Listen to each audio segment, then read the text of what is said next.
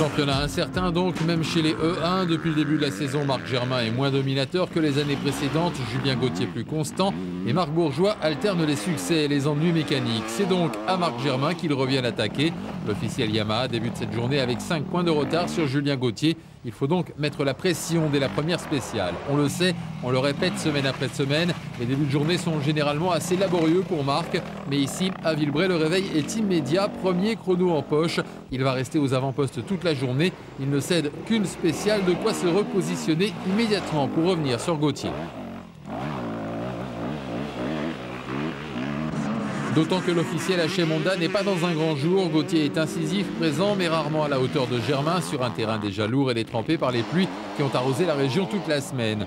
Julien ne parvient à prendre qu'une spéciale à Germain, se contentant de deuxième place au mieux, avec une quatrième place qui va le plomber sérieusement dans le deuxième passage de la première banderolée. De quoi sauver la deuxième place de la journée, mais à ce stade du championnat, ça n'est plus suffisant.